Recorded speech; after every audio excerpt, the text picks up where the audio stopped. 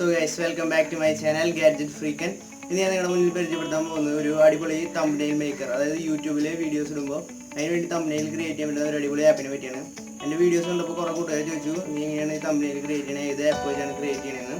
So യൂട്യൂബിൽ നമ്മൾ thumbnail activate ചെയ്ത് കഴിഞ്ഞാൽ നമുക്ക് എക്സ്ട്രാ വേറെ തംബ്നെയിൽ ഇടാവുന്നതാണ്. സോ അത് ക്രിയേറ്റ് ചെയ്യാൻ പറ്റിയ ഒരു അടിപൊളി ആപ്പിനെ പറ്റിയാണ് ഞാൻ പരിചയപ്പെടുത്തുന്നത്. സോ നമുക്ക് വീഡിയോയിലേക്ക് പോകാം.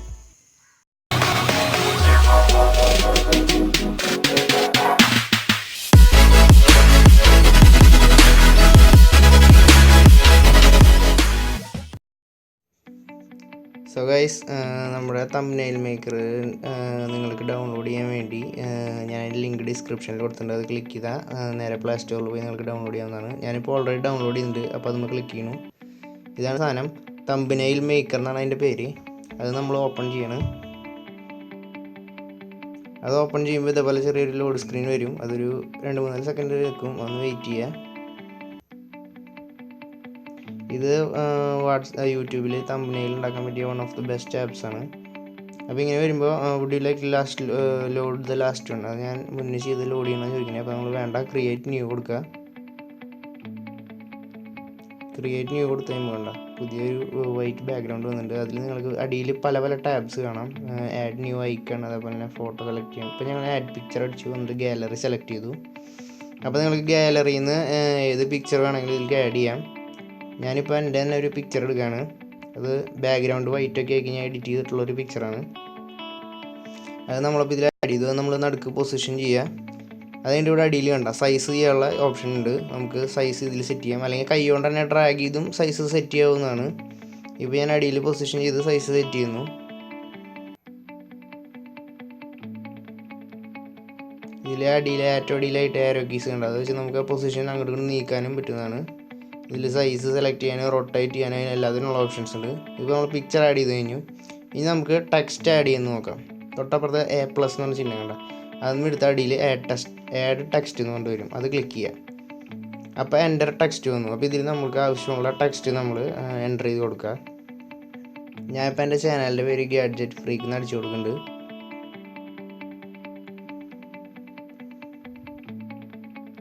നമ്മുടെ തംബ്നെയിലിന് ആവശ്യമായുള്ള എന്ത് ടെക്സ്റ്റാണോ നമ്മൾ ഇതിൽ അടിച്ചു കൊടുത്തതിന് ശേഷം ആഡ് എന്ന് ക്ലിക്ക് ചെയ്യുക.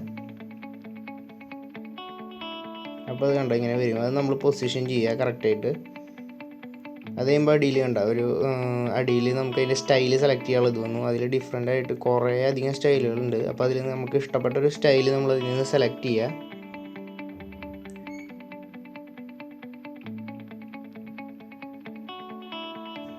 അത് കഴിയുമ്പോൾ ടിക്ക് കൊടുത്ത് കഴിയുമ്പോൾ അടുത്തത് കളർ സെലക്ഷനാണ്. നമുക്ക് ഇഷ്ടമുള്ള കളർ ഇതിൽ നിന്ന് സെലക്ട് ചെയ്യാവുന്നതാണ്. ഇതിൽ പല പല കളർ കോമ്പിനേഷൻസ് ഉണ്ട്. നമ്മൾ മൂവ് ചെയ്ത് നോക്കുക, അല്ലെങ്കിൽ ഇവിടെ അടിയിൽ കളറിൻ്റെ ഒരു ടാബ് ഉണ്ടെന്ന് നോക്കിയാൽ ഒന്നും കൂടി ഡിഫറെൻ്റ് ആയിട്ടുള്ള കളേഴ്സ് കിട്ടും. ഇപ്പോൾ ഞാൻ ഇതിൽ നിന്ന് തന്നെ ഒരു കളർ സെലക്ട് ചെയ്യാണ്. റെഡാണ് ഞാൻ ഇവിടെ സെലക്ട് ചെയ്യുന്നത്. നിങ്ങൾക്ക് നിങ്ങളുടെ തംബ്നെയിലിന് ഏത് കളറാണോ യോജ്യമായി നിങ്ങൾക്ക് തോന്നുന്നത് അത് സെലക്ട് ചെയ്യുക. അത് കഴിയുമ്പോൾ നിങ്ങൾ മുകളിൽ റൈറ്റ് സൈഡിൽ ടിക്ക് കൊടുത്താൽ മതി വീണ്ടും. അപ്പോൾ നമ്മൾ മൂന്നാമത്തെ സ്റ്റെപ്പിലേക്ക് കടന്നു. അത് അതിൻ്റെ സൈസിങ് ഒക്കെയാണ്.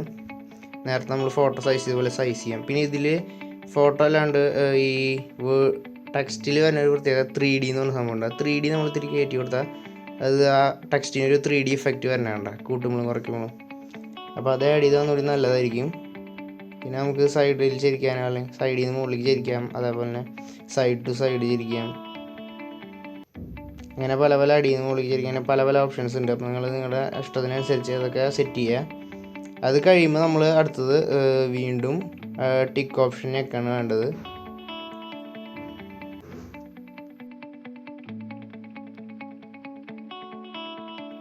സോ അത് കഴിയുമ്പോൾ നമ്മൾ ടിക്ക് ചെയ്യുമ്പോൾ അടുത്ത സെറ്റിലേക്ക് കടന്നു.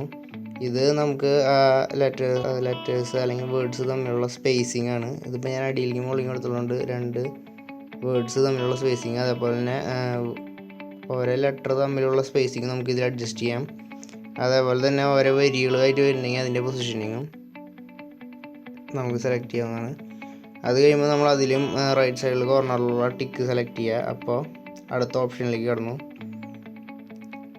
ഇതിൽ നമുക്ക് മുകളിൽ വരുന്ന എഫക്റ്റ് എന്ന് പറഞ്ഞാൽ ഈ ലെറ്റേഴ്സിൻ്റെ ചുറ്റും ഒരു ബാക്ക്ഗ്രൗണ്ട്, ബ്ലാക്ക് ബാക്ക്ഗ്രൗണ്ട്, അത് ഇത്തിരി കൊടുക്കുമ്പോൾ നല്ല എഫക്റ്റ് കിട്ടും. അത് നിങ്ങൾക്ക് വേണ്ട പോലെ സെറ്റ് ചെയ്യാം. അത് കഴിയുമ്പോൾ നെക്സ്റ്റ് കൊടുക്കുക. ഇത് സംഭവം എന്ന് പറഞ്ഞാൽ ചെറിയൊരു വാട്ടർ ഡ്രോപ്പ് ഇഫക്റ്റ് പോലെ. അതിപ്പോൾ നമ്മൾ ബ്ലാക്ക് ബാക്ക്ഗ്രൗണ്ടും 3D ഇഫക്റ്റൊക്കെ കൊടുത്തുകൊണ്ട് കറക്റ്റായിട്ട് ഇതിൽ വർക്ക് ചെയ്യില്ല. നമ്മൾ സാധാരണ സ്റ്റൈൽ മാത്രം സെലക്ട് ചെയ്തിട്ട് ഇങ്ങോട്ട് വരികയാണെങ്കിൽ ചെറിയ വ്യത്യാസങ്ങൾ കാണാം. അപ്പോൾ ഇത് നിങ്ങളൊന്നും ചെയ്യേണ്ട ആവശ്യമില്ല. ഇത് ടിക്ക് അടിച്ച് കൊടുക്കുക. അപ്പോൾ നിങ്ങളുടെ വേർഡ് ആഡ് ചെയ്ത് കഴിഞ്ഞു. ഇനി അടുത്തത് നമ്മുടെ ഈ ടാബ്സിൽ ഏറ്റവും റൈറ്റ് സൈഡിൽ അറ്റത്ത് കാണാം സേവിൻ്റെ ടാബ്. അപ്പോൾ അതിലേക്കാണ് നമ്മൾ പോകുന്നത്. ഇനി അടുത്ത് സേവ് ചെയ്യാം നമുക്ക്. അതിന് മുന്നേ വേറൊരു സംഭവം എന്ന് പറഞ്ഞിട്ടുണ്ടെങ്കിൽ നമുക്കിതിൻ്റെ ബാക്ക്ഗ്രൗണ്ട് മാറ്റാൻ പറ്റും. അതായത് ഈ ഫുള്ള് തംബ്നെയിലിൻ്റെ ബാക്ക്ഗ്രൗണ്ട് ഇത്ര നേരം വൈറ്റ് ബാക്ക്ഗ്രൗണ്ട് ആയിരുന്നല്ലോ, അതിന് നമ്മൾ ഈ ലെഫ്റ്റ് കോർണറിൽ അറ്റത്തെ ആ ഒരു പെയിൻറ്റ് പോലത്തെ ചിഹ്നം കൊടുത്താൽ അതിൽ നിന്ന് നമുക്ക് പല ബാക്ക്ഗ്രൗണ്ട് സെലക്ട് ചെയ്യാം. കളേഴ്സും സെലക്ട് ചെയ്യാം, വൈറ്റിനല്ല പകരം വേറെ കളേഴ്സ്. സോ അതൊക്കെ കഴിയുമ്പോൾ നമ്മൾ ഈ അറ്റത്ത് സേവിലേക്ക് പോവുക. ഡൗൺലോഡ് ആസ് JPG എന്ന് പറഞ്ഞിട്ടുണ്ടാവും. അപ്പോൾ ഇതിൽ ഡൗൺലോഡ് വരും. ഡൗൺലോഡ് ക്ലിക്ക് ചെയ്ത് കഴിഞ്ഞാൽ നമ്മുടെ ഫയൽ അവിടെ സേവ് ആകുന്നതാണ്. സോ നമ്മുടെ തംബ്നെയിൽ സേവായി. ഇനി നമ്മൾ അതിൽ നിന്ന് എക്സിറ്റ് അടിക്കുക. നമ്മൾ എക്സിറ്റ് അടിച്ച് പുറത്ത് പോയി കഴിഞ്ഞാൽ ഗാലറിയിൽ പോയി നോക്കിയിട്ടുണ്ടെങ്കിൽ നമ്മളിപ്പോൾ സേവ് ചെയ്ത ആ തംബ്നെയിലേക്ക് എടുക്കുന്നുണ്ട്. ഇതെന്ന് പറഞ്ഞാൽ കറക്റ്റ് 2 MB താഴെ ആയിരിക്കും സൈസ്. അതുകൊണ്ട് നമുക്ക് നേരെ യൂട്യൂബിലേക്ക് അപ്ലോഡ് ചെയ്യാവുന്നതാണ്.